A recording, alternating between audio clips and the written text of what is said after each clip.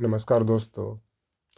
आज मैं जो प्रयागराज में शंकराचार्य जी जो ज्योतिष पीठ के शंकराचार्य अभिमुक्तानंद चंद सरस्वती जी हैं, उनका जो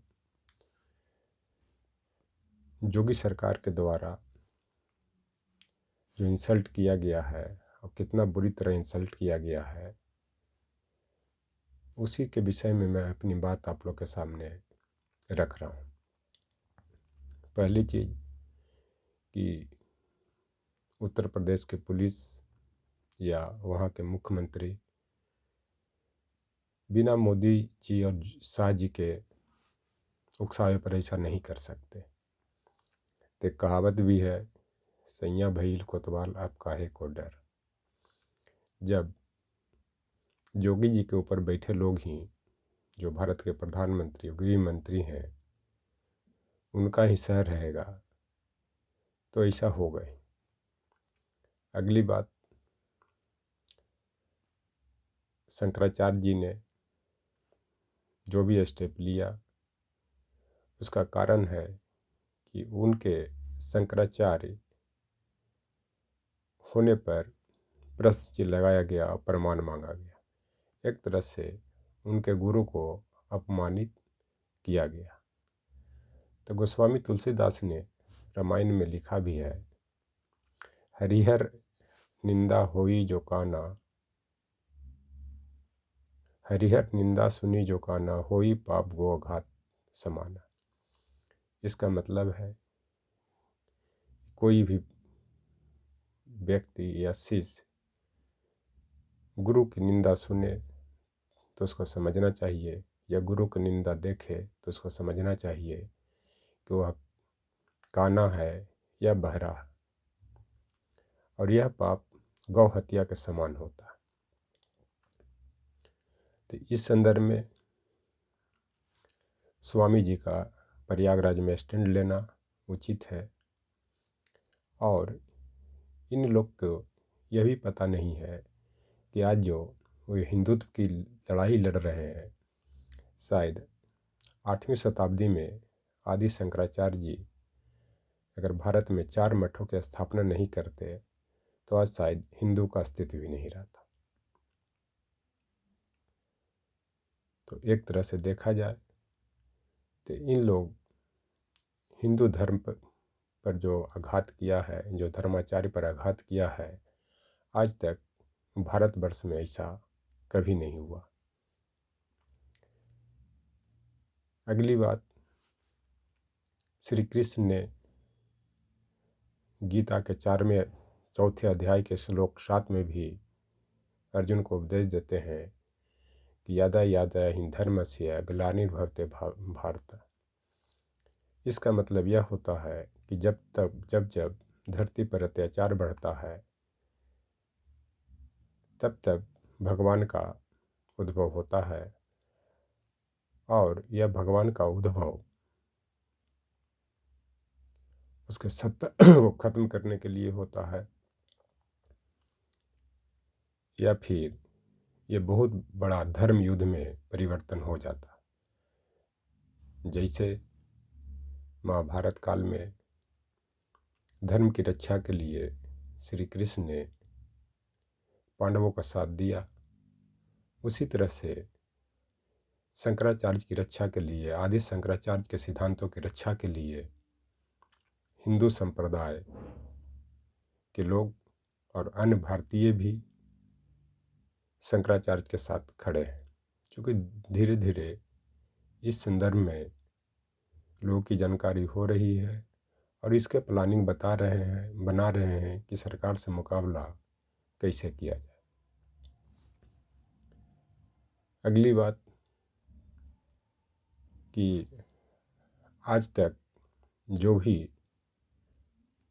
व्यक्ति भारत का इतिहास रहा है कि अगर वह देवी देवता की पूजा करता है, मंदिर मस्जिद में जाता है, तो वो उसका प्रमुख कारण है देश में, समाज में, परिवार में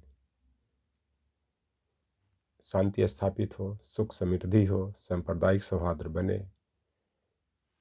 इसलिए देवी देवता या कुल देवता की पूजा की जाती है। लेकिन आज के जो शासक हैं वो देवी देवता की पूजा या मंदिर की पूजा या मंदिर का निर्माण वोट बैंक की राजनीति के लिए कर रहे हैं। वो सब लोग देख रहे हैं। इस देश में उसी व्यक्ति की पूजा आज तक हुई है कि जो तपस्वी है, त्यागी है या चरित्रवान है। यह अलग बात है। इस देश में कहा जाता है कि विद्वान सर्वत्र पूज्यते, यानी विद्वान की सब जगह पूजा होती है, लेकिन उसी विद्वान की पूजा होती है जो चरित्रवान है। यह नहीं कि आसाराम बापू, राम रहीम जैसे विद्वान या धर्मगुरु की पूजा होती है कि जो महिलाओं का शारीरिक और मानसिक उत्पीड़न करते हैं। इतना ही नहीं, विश्वविद्यालय में भी उसी विद्वान की पूजा होती है जो चरित्रवान है, जो त्याग करता है, जो छात्र छात्राओं के सुख दुख में साथ रहता है या उन पर आने वाले अत्याचारों की रक्षा करता है। ऐसे विद्वानों की पूजा नहीं होती कि जो छात्राओं को नौकरी का झांसा देकर, असाइनमेंट में मार्क्स देने का झांसा देकर, पीएचडी कराने के झांसा देकर उनका शारीरिक और मानसिक उत्पीड़न करते हैं। तो यह भारत का इतिहास रहा है कि इस देश में उसी व्यक्ति की पूजा हुई है कि जिसने अपने आप को त्यागा है, जंगल में तपस्या किया है, चरित्रवान बना है। यही कारण है कि हमारे भारत के पूर्व शासक, यहाँ तक कि अकबर ने भी फकीर जब आते थे या संत आते थे तो ऐसा कहा जाता है कि वो अपने दाढ़ी से उनके पैर को धूल को झाड़ते थे। ऐसे बहुत से भारत में शासक हुए। इतना ही नहीं, इस देश में जब भी कोई शासक सत्ता पर बैठता था तो उसके पूर्व के शासक उनको राजधर्म पालन करने की शिक्षा देते थे। लेकिन आज ऐसे शासक हैं कि वो शासक को कहते हैं कि तुम राजधर्म छोड़ो, धर्म को भी छोड़ो, अधर्म का पालन करो। जैसे भी वोट बैंक की राजनीति हो उस तरह से वोट लाओ और सत्ता पे काबिज रहो। ये बहुत ही दुख की बात है। यहाँ तक कि इस देश का इतिहास में देखा जाए तो गुरु और शिष्य का परंपरा रहा कि गुरु शिष्य के लिए हर चीज़ करने के लिए तैयार है, त्यागने के लिए तैयार है, लेकिन जो शिष्य है उसको गुरु को साइड करते चलता है। जैसे आप देखे होंगे कि माननीय आडवाणी जी, मुरली मनोहर जोशी जी ने मोदी जी और शाह जी के गुरु के रूप में संरक्षण दिया, उनको मजबूत किया, लेकिन अंततः उन्हें उन गुरुओं को किनारा कर दिया। ये बहुत ही दुख की बात है। इस तरह से इस देश का जो पहले से आ रहा संस्कार था वो ख़त्म हो चुका है और शंकराचार्य जी के साथ जो घटना घटी है वो बहुत ही दुखद है। चाहे जो भी भारतीय हैं, जिस धर्म के हैं, चाहे हिंदू हैं, मुस्लिम हैं, सिख हैं, ईसाई हैं, बौद्ध हैं, जैन हैं, वो सब इसका विरोध कर रहे हैं और करना भी चाहिए एकजुट होकर के। क्योंकि इस देश को जब भी कोई बचाया है तो धर्माचार्यों ने ही बचाया है, चाहे वो जिस भी संप्रदाय के हो। तो यह भी कहा जाता है कि मन चंगा तो कठौती में गंगा। इसका मतलब होता है कि अगर मन आपका शुद्ध है तो आपको गंगा का दर्शन भगवान का दर्शन वो कठौत में पानी रख करके भी उनका प्रतिबिंब प्राप्त करके भी कर सकते हैं। लेकिन आज जो है भगवा धारण करके, भगवा चोला पहनकर जिस तरह से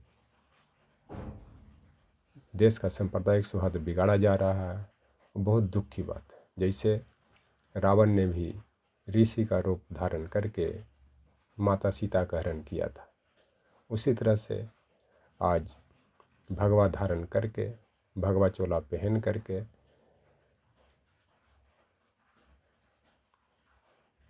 करके और उसका रूप रंग धारण करके सत्ता का हरण किया जा रहा है, सांप्रदायिक सौहार्द बिगाड़ा जा रहा है, दंगा फसाद कराया जा रहा है।